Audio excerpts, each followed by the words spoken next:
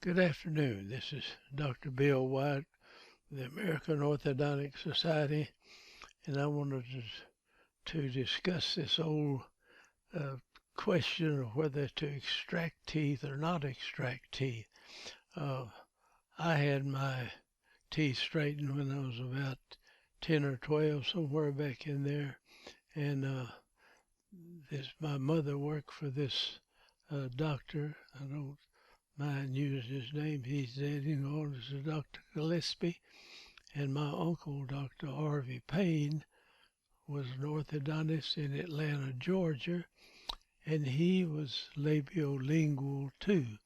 Now, the labiolingual was something that just had a large wire up here and attached to gold bands. Everything was gold, and they could take that wire out and solder little fingers on it, and they could push teeth around and expand arches, and that was the only way they could do it, was expand everything. So they came up with the idea that God gave you 32 teeth, and it was good for you to just keep the teeth. Now, of course, they took out wisdom teeth, and people had impacted wisdom teeth and no room for them, and so they took those teeth out. Was okay, but the rest of them, you're to keep them. And really, the reason that they had this idea is that the labiolingual has no method of bringing the teeth together. And this is just simple stuff nowadays.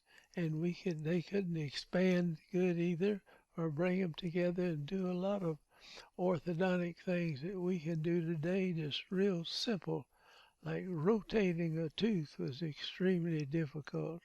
Flattening an arch or lowering in other words, a deep bite case and opening it up was difficult to do with them, but it could be, sometimes you could do everything that needed to be done, but then a lot of times you couldn't. But he straightened my teeth and just expanded them, and he had me pulling my lip down because I was a mouth breather, and my lip was kind of short up here, and he wanted me to lengthen it, and so I pulled it down like that. And now my lip is so long, my upper lip, that you don't even see my teeth unless I kind of smile like that. So that's where the non-extraction uh, was. It couldn't really do what you wanted to do with the case. So nowadays, the changed when Tweed came along and he extracted a whole bunch of teeth on people and showed that it worked real good. And so the pendulum just swung in that direction. And several years, I remember when I first started into orthodontics, maybe it was a few years after I got, because I was lecturing, and this man told me, he says, I'm coming to your lecture simply because my son needed his teeth straightened. He needed an orthodontist to do it. So the orthodontist he had been sending cases to said, well, just extract all the full first bicuspids and send your son over and I'll straighten his teeth. And he thought, well, he didn't even look at him and was going to extract. So he just extracted virtually everybody's teeth that came in. Now that's where the pendulum went to. Well, it's gone back to the center, and it came up and people started to go back to non-extractions again, and they would try doing orthodontics without any extractions at all, and that was a big mistake too, and it stayed that way for a good while.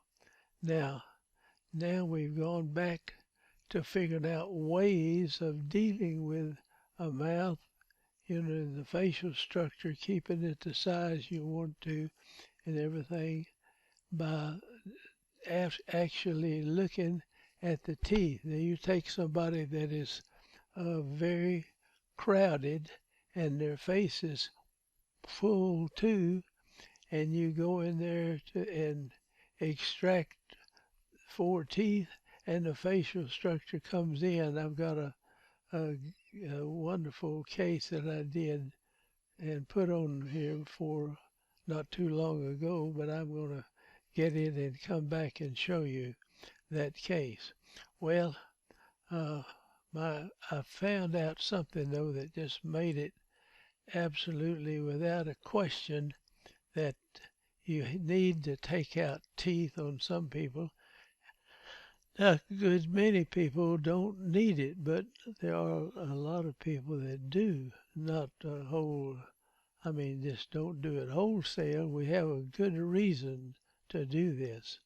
So what happened in this, when I first got into doing orthodontics, I worked about 6 years just doing dentistry, and my wife and I were going to Nigeria, West Africa, as dental missionaries, and we took care of our missionaries. We took care of, went to Abadan, and we just did there was a big city, and there was only one African dentist there besides, and I was the only regular dentist there from the States. And so we had high class cases, and a lot of times I had the prime minister's daughter and wife and some of the high up people in the court and everything I had them to do. Plus I worked on the regular old people out in the bush and doing that too. But we had a very nice family of American African heritage people, and they were not pure African. They had intermarried, of course, and they were quite light complected and everything. Now, I tell this, and I know somebody's going to say, well, you're a racist, but it's not true. But I expect, and so I've not really told this before. I had this young lady in a family. There was his father was a doctor in agronomy, was there in Africa to teach them farming. Their mother was the librarian at the university, well-educated lady. And then they had an older sister who was very light complected. And then they had a younger sister who had a real neat personality and everything. She was fun to work on and just talking to you all the time. And I really liked her. But she was too full in the face.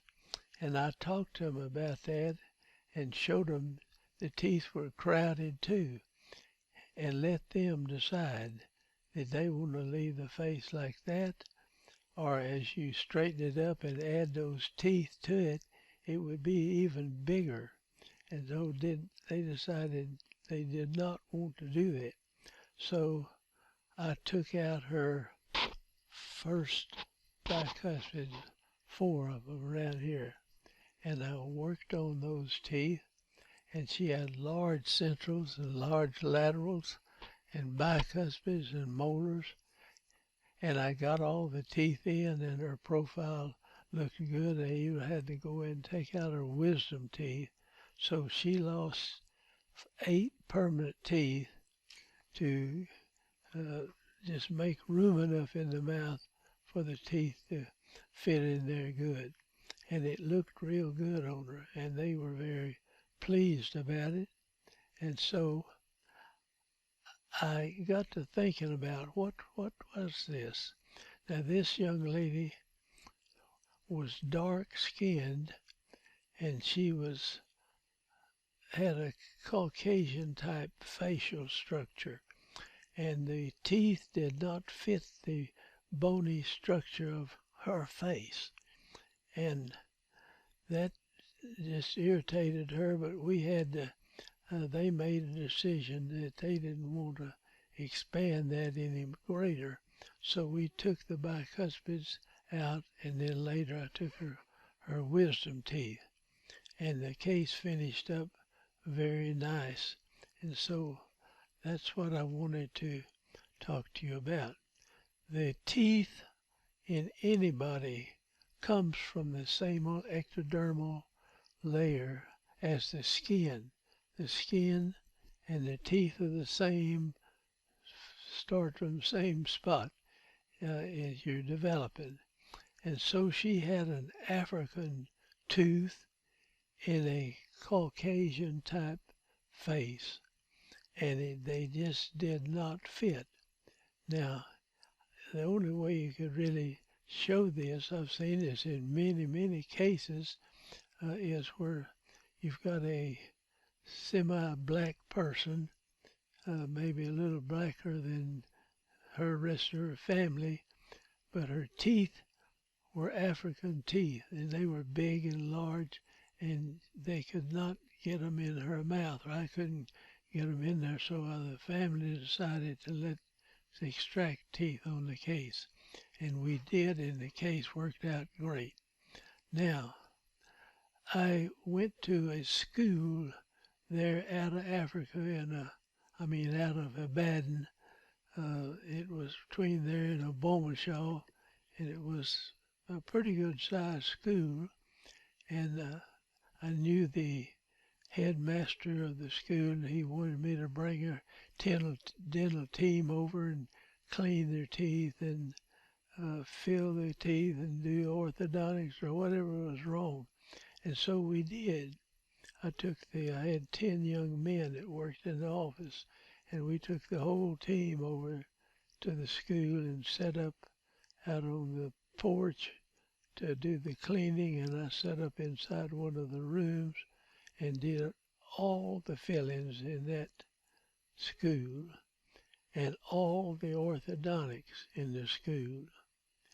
And the thing is, I did not have to do but 12 fillings in the whole school, and there were kids in there 12 and 14 and maybe older that had never seen a dentist.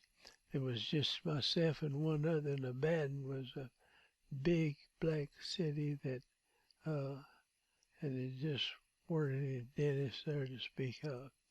And so this village, these kids had not seen any dentist, but they grew up just like many of the African kids nowadays. They probably have bottles and do like the rest of the people, but they nursed more than normal.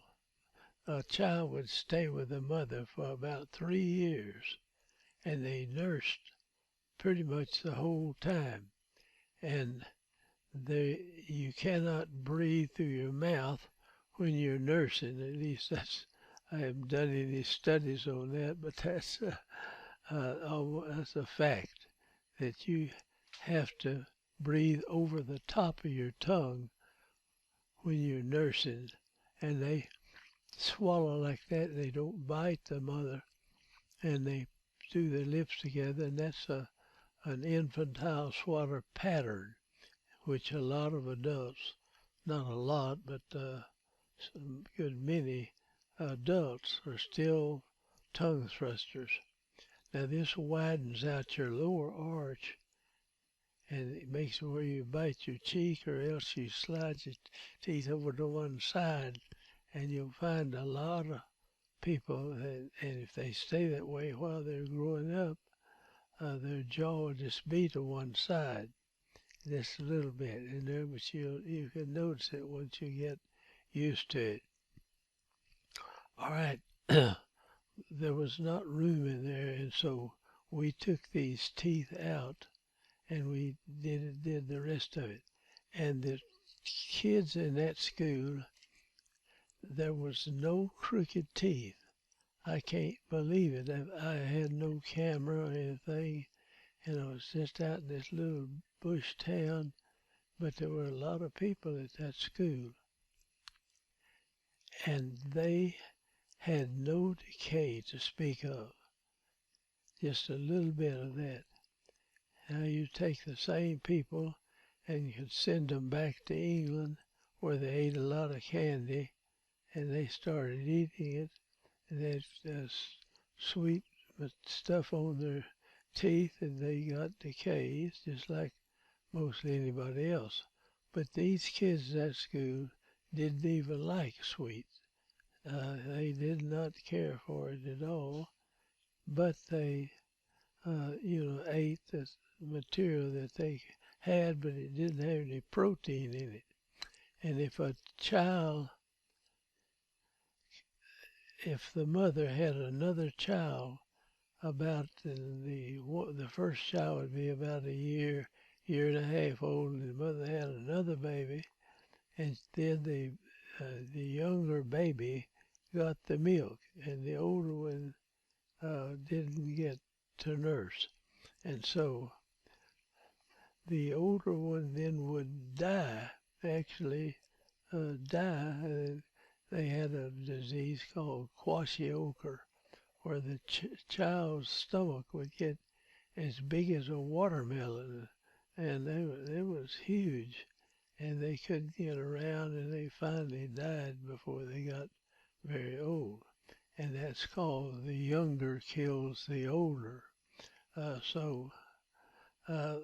are things that I've experienced, but I didn't have cameras to show this. So this is why you can look at a person like that, and they've got an African tooth in a Caucasian bone structure, and they just don't work